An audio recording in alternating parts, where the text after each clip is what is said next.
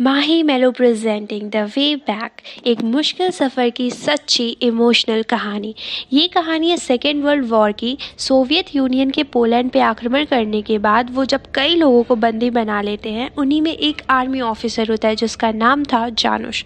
इस पर ये लोग कई आरोप लगाते हैं और एक पेपर पर साइन करने को बोलते हैं, पर वो मना करता है। तभी वहाँ एक ऑफिसर जानुश की वाइफ को अंदर लेके आता है और पूछता है कि इसके बारे में तुम क्या जानती हो। वो कहती है कि कम्युनिस्ट पार्टी से नफरत करते हैं और विदेशों में जासूसी करते हैं। ये सुनकर जानुश को बहुत दुख होता है, लेकिन उसे पता है कि इसकी वाइफ को इन ऑफिसर्स ने ऐसा बोलने के लिए मजबूर किया है। उसके बाद जानुश को 20 साल की सज़ा हो जाती है और इसे साइबेरिया की जेल में भेज दिया जाता है। ये जेल एक ऐसी जगह पर होता है जहाँ पर अगर किसी कैदी को खुला भी छोड़ दिया जाए तो वो भाग नहीं सकता, क्योंकि दूर दूर तक यहाँ सिर्फ घने जंगल और बर्फ है। और ये बात सन 1940 की है। उस जेल में आए सभी कैदियों से एक ऑफिसर कहता है कि यहाँ से तुम भागने की सोचना भी मत, क्योंकि अगर किसी तरह तुम यहाँ से निकल भी गए तो लोकल लोग तुम्हें जिंदा नहीं छोड़ेंगे। दरअसल यहाँ के सभी कैदियों को पकड़ने के लिए इनाम रखा गया होता है। फिर सब खाना खाने अंदर जाते हैं और जानू से एक आदमी पूछता है कि तुम्हें कितने साल की सज़ा हुई है। वो बताता है 20 साल की। और तुम्हें? वो बताता है कि मैं एक एक्टर था और एक फिल्म में मैंने एक अमीर आदमी का रोल प्ले किया था और उस फिल्म में मैंने उससे कुछ ज़्यादा ही अमीर दिखा दिया था, इस वजह से मुझे 10 साल की सज़ा हो गई। जानूस कहता है कि एक्टिंग करने से 10 साल की सज़ा? वो एक्टर कहता है कि हाँ, यहाँ ऐसा ही है। अब कुछ दिन बीतने के बाद एक्टर जानूस को एक रास्ता दिखाता है और कहता है कि ये भागने का रास्ता, और मैं बहुत दिनों से तुम जैसे साथी की तलाश कर रहा था जिसके अंदर भागने की हिम्मत हो। जानूस बोलता है हम जाएंगे कहाँ, चारों तरफ तो सोवियत और जर्मन है। वो कहता है कि हम दक्षिण की ओर जा सकते हैं और बॉर्डर पार करके हम मंगोलिया पहुंच जाएंगे, लेकिन हमें सर्दियां खत्म होने का इंतज़ार करना होगा, क्योंकि इस ठंड में हम बाहर मारे जाएंगे। और हमें बहुत सारा खाना भी इकट्ठा करना होगा, क्योंकि मंगोलिया यहाँ से कई हज़ार किलोमीटर दूर है। इसके बाद ये लोग खाना इकट्ठा करना शुरू कर देते हैं। एक दिन जब ये सब जंगल में लकड़ियाँ काट कर वापस आ रहे होते हैं, तभी बहुत ज़ोर से बर्फीली हवाएं चलना शुरू हो जाती हैं और यहाँ पर इतनी ठंड होती है कि 4-5 लोग ठंड से वहीं मर जाते हैं। और वहाँ पर एक बूढ़ा आदमी होता है जिसका नाम था मिस्टर स्मिथ। वो बोलते हैं कि हमें जंगल की तरफ जाना चाहिए, नहीं तो हम सब मारे जाएंगे। लेकिन जो इंचार्ज होता है वो मना कर देता है, क्योंकि वहाँ से कैदी भाग सकते हैं। पर मिस्टर स्मिथ अपनी जान बचाने के लिए उस तरफ बढ़ते हैं। इंचार्ज कहता है कि रुक जाओ वरना मैं तुम्हें शूट कर दूंगा, पर फिर भी वो नहीं रुकते, क्योंकि वो जानते हैं कि अगर मैं यहाँ रुका तो मारा जाऊंगा। इसके बाद वो इंचार्ज सबको जंगल में ले जाता है और इस तरह सबकी जान बच जाती है। अगले दिन सबको लाइन में खड़ा किया जाता है और एक ऑफिसर आता है। वो मिस्टर स्मिथ को बुलाता है और कहता है कि तुम्हें ठंड बहुत लगती है ना, तुम बाहर आओ। और ऐसे ही वो बहुत सारे लोग को निकालता है और उसमें से एक जानूस भी था। मिस्टर स्मिथ बोलते हैं कि हमें कल ही मार दिया होता तो अच्छा था, ये हमें खादान भेज रहे हैं, यहाँ पर सिर्फ मौत है, क्योंकि यहाँ पर बहुत पॉल्यूशन है।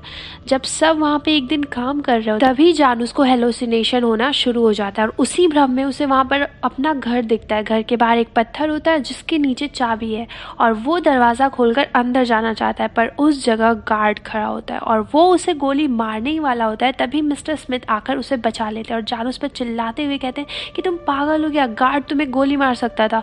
वो बोलता है कि मैं यहाँ नहीं रुक सकता, यहाँ से मुझे निकलना है। मिस्टर स्मिथ कहते हैं कि मैं तुम्हारे साथ चलने को तैयार हूँ। जानूस बोलता है कि तुम मेरी मदद क्यों कर रहे हो। वो कहते हैं कि मैं तुम्हारी कमज़ोरी जानता हूँ। वो पूछता है क्या, तो वो बताते हैं तुम्हारी इंसानियत, क्योंकि ये बूढ़ा आदमी वही था जिसे एक दिन जानूस ने अपना खाना दिया था। और धीरे धीरे ऐसे 7 लोग इकट्ठा हो जाते हैं जो यहाँ से भागना चाहते हैं, जिसमें एक जानूस था, एक मिस्टर स्मिथ, एक क्रिमिनल, एक आर्टिस्ट और एक आदमी होता है जिसे रात में दिखाई नहीं देता, एक एक्टर और उसके साथ एक और आदमी होता है। एक दिन तेज हवाएं चल रही होती हैं और जानूस बोलता है कि आज रात को यहाँ से निकलने का सबसे अच्छा मौका है, क्योंकि जब हम लोग आगे बढ़ेंगे तो हमारे पैरों के निशान अपने आप मिट जाएंगे और गार्ड्स को पता नहीं चलेगा कि हम किस तरफ जा रहे हैं। और उस रात को वो लोग जनरेटर बंद कर देते हैं और 10 मिनट के अंदर लोहे के तारे काट कर ये 7 लोग वहाँ से भाग जाते हैं। गार्ड्स को कुछ दिखाई नहीं दे रहा होता है, इसलिए वो उनके पीछे कुत्ते छोड़ देते हैं और इन लोगों को भी बर्फीली हवाओं की वजह से कुछ दिखाई नहीं दे रहा, इसलिए जानूस क्रिमिनल से चाकू लेकर वहाँ के पेड़ के छालों को काट कर सबके लिए मुखौटा बनाता है, ताकि उनके चेहरे पे हवा ना लगे और वो लोग आगे बढ़ सके। और सुबह होने तक ये लोग साइबेरिया के जेल से काफ़ी दूर आ चुके होते हैं। इनके पास एक हफ्ते का ही राशन होता है। जानूस कहता है कि आज रात बहुत ठंड होने वाली है, हमें लकड़ियों का इंतज़ाम करना होगा। अब सब लकड़ियाँ लेने जाते हैं और इनमें से जो एक आदमी होता है जिसे रात में नहीं दिखता और दिन में दिखाई देता है, वो वापस आते वक्त रास्ता भूल जाता है। और जब सब वापस आ जाते हैं तो वो देखते हैं इनमें से एक आदमी कम है। दरअसल इन्हें पता ही नहीं होता कि उसे रात में नहीं दिखता, सिर्फ इनमें से एक को पता था। फिर वो सबको बताता है और सब लोग उसे ढूंढने लगते हैं। आवाज़ें लगाने के बाद भी उसका कुछ पता नहीं चलता। जब सुबह होती है तो वो आदमी उनसे थोड़ी ही दूर पे बैठा होता है और वो जम के मर चुका होता है।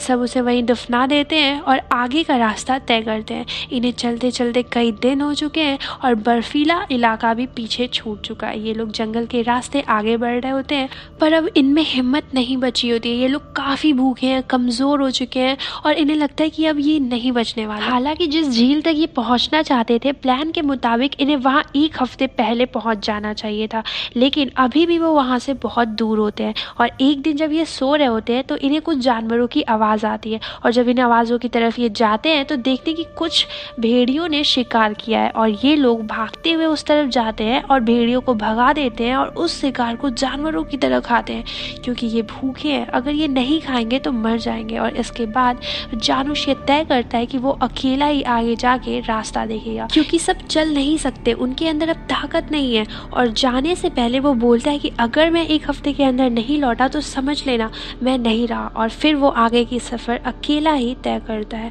चलते चलते उसे दोबारा से हेलुसिनेशन होता है और फिर से उसे वही अपना घर दिखता है, लेकिन किसी तरह वो अपने दोस्तों तक पहुंच जाता है और उन्हें बताता है कि हमसे 3 दिन की दूरी पे वो झील है जहां हमें पहुंचना है।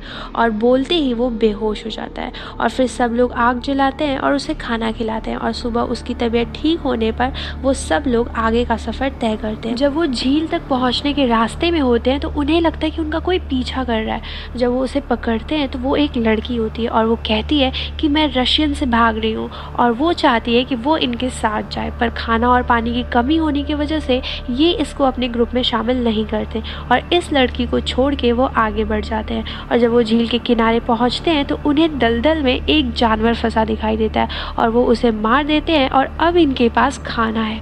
और इनमें से एक को याद आता है कि वो लड़की भी भूखी है। वो दौड़ के उसके पीछे जाता है और रात तक उस लड़की को वापस लेके आ जाता है और वो लोग उसे अपने ग्रुप में शामिल कर लेते हैं। और अब ये लोग बहुत सारा खाना खाते हैं और चैन की नींद सोते हैं, क्योंकि आज बहुत दिनों के बाद इन्होंने पेट भर के खाना खाया है। अब कुछ दिनों की यात्रा के बाद ये मंगोलिया के बॉर्डर पे पहुंच जाते हैं, लेकिन सोवियत यूनियन और मंगोलिया के बॉर्डर को पार करने से पहले इनके साथ जो रशियन क्रिमिनल था वो कहता है कि मैं यहीं पे रुकूंगा। और इसके बाद ये 6 लोग बचते हैं। जब ये बॉर्डर पार करके मंगोलिया पहुंचते हैं तो उसके गेट पे देखते हैं वहाँ पर स्टेलियन का फोटो लगा हुआ होता है और वो समझ जाते हैं कि कम्युनिस्ट यहाँ भी पहुँच चुके हैं और इसलिए उन्हें वहाँ से आगे बढ़ना पड़ता है। और वो फिर तय करते हैं कि वो पहले चाइना जाएंगे, फिर वहाँ से तिब्बत, फिर उसके बाद इंडिया, क्योंकि इंडिया में ब्रिटिश का राज है और ये जानते हैं कि वहाँ जाके ये लोग सेफ है। अभी तक ये कई महीनों से पैदल चल रहे हैं और अभी तक इन्होंने 5500 किलोमीटर तय कर लिया है। पर इंडिया का सफ़र आसान नहीं है, क्योंकि इन्हें अब हिमालय पर्वत पार करना होगा, जो एक बहुत बड़ा चैलेंज है। आगे बढ़ते समय इन्हें धूप, गर्मी, प्यास, बीहड़, रेगिस्तान, इन सब का सामना करना पड़ता है। इन सब की हालत बहुत ख़राब हो जाती है, सबकी बॉडी डिहाइड्रेटेड हो जाती है और तभी इन्हें सामने कुआं दिखता है और ऐसा लगता है कि इन्हें एक नई ज़िंदगी मिल गई है और अब ये यहाँ पर रुकना चाहते हैं।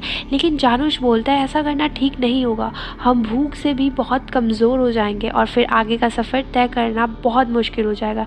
इनमें से 2 लोग कहते हैं कि हमें नहीं लगता हम आगे का सफ़र तय कर पाएंगे। और अगले दिन ये बहुत सारा पानी पीते हैं, जितना हो सके उतना रख भी लेते हैं और सब इंडिया की तरफ निकल जाते हैं। और इनके साथ जो लड़की होती है वो आगे और नहीं चल पाती और उसकी वहीं मौत हो जाती है। फिर वो लोग उसकी कब्र बनाते हैं और आगे बढ़ जाते हैं और अब ये 5 लोग बचे हैं और सबकी हालत और भी ख़राब होते जाती है। और कुछ दूर आगे बढ़ने पर इनमें से एक और गिर जाता है और आर्टिस्ट की भी मौत हो जाती है।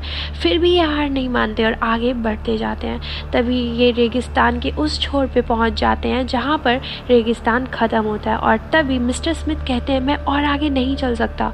पर जानुस उन्हें नहीं छोड़ता और 2 लोगों से कहता है कि तुम लोग आगे जाओ, पानी ढूंढो, हम लोग पीछे पीछे आते हैं। और वो दोनों चले जाते हैं और रात तक मिस्टर स्मिथ और जानुस उन तक पहुंच जाते हैं और रात वहीं बिताते हैं। सुबह होती है तो इनमें से एक के पैर के ऊपर से सांप निकल रहा होता है और वो उसे देख लेता है और पकड़ने जाता है। जब वो आगे जाता है तो देखता है कि वहाँ के चट्टान से पानी रिस रहा है और ये देख के वो बहुत खुश हो जाता है क्योंकि ये लोग बहुत प्यासे होते हैं। और वो सबको बुलाता है और वहाँ चट्टान से चाट के पानी पीते हैं और इसके बाद वो सांप को भी पकड़ के खा जाते हैं। खाने और पीने के बाद इन सब के अंदर थोड़ी सी जान आ जाती है और रात को जानूस मिस्टर स्मिथ के पास जाता है और बोलता है कि मुझे पता है कि तुम्हारे बेटे को रशियन ने मार दिया था।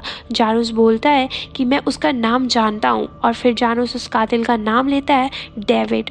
ये सुन के मिस्टर स्मिथ बोलते हैं क्या तुम उसका नाम लेकर मेरे अंदर जीने की इच्छा जगाना चाहते हो? लेकिन ज़िंदगी एक सज़ा है और मौत एक आज़ादी। इस पे जानूस पूछता है कि तुमने अपनी जान क्यों नहीं ली फिर? मिस्टर स्मिथ बताते हैं कि मैं अपने आप को जिंदा रख के सज़ा दे रहा हूँ। मेरे बेटे को रशिया मैं ही लेकर आया था और रशियन ने हम दोनों को पकड़ लिया और मुझे अपने बेटे के खिलाफ गवाही देने पे मजबूर किया गया और मेरे बेटे को मार दिया गया जिस तरह तुम्हारी बीवी ने तुम्हारे खिलाफ गवाही दी। जानूस बोलता है कि मेरी बीवी जिंदा है, मुझे पता है और मैं नहीं चाहता कि वो तुम्हारी तरह पश्चाताप करे, इसलिए मैं उसे मिलना चाहता हूँ क्योंकि वो गवाही देने के बाद खुद को दोषी मान रही होगी। अगले सुबह वो चारों वहाँ से निकल पड़ते हैं और कई 100 किलोमीटर का सफ़र तय करने के बाद वो लोग the great wall of China तक पहुँच जाते हैं। लेकिन वो चाइना नहीं रुक सकते क्योंकि चाइना और जापान के बीच में जंग चल रहा होता है और इसलिए वो तिब्बत की तरफ बढ़ते हैं। तिब्बत के लोग उनका स्वागत करते हैं और उन्हें खाने पीने के लिए देते हैं और वो बताते हैं कि यहाँ से इंडिया जाने के लिए सिक्किम का एक रास्ता है, पर अभी सर्दियों का टाइम है और तूफान है तो तुम सब फंस जाओगे, फिलहाल तुम यहीं रुक जाओ। जानूस बोलता है मैं यहाँ नहीं रुक सकता।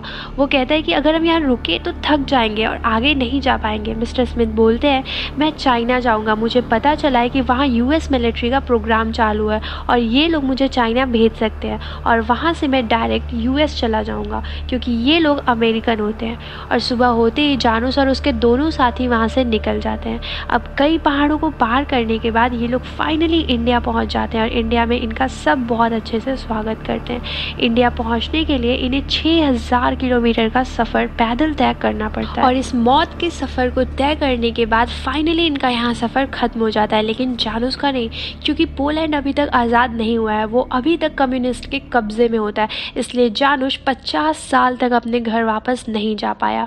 और 1989 में पोलैंड आज़ाद हुआ। उसके बाद जानूस अपने घर जाता है और कहानी के अंत में वही सीन दिखाते हैं जिसका बार बार हेलोसिनेशन होता था। जैसे ही वो अंदर जाता है वहाँ पे उसकी बीवी होती है और अब ये दोनों बूढ़े हो चुके होते हैं और ये दोनों गले लग के बहुत रोते हैं और इनके साथ ये सच्ची कहानी ख़त्म हो जाती है। ये पूरी कहानी 1939 की थी जब सेकेंड वर्ल्ड वॉर चल रहा था। अगर आपको ये कहानी ज़रा सी भी पसंद आई हो तो एक लाइक और चैनल को सब्सक्राइब ज़रूर करें। Thank you.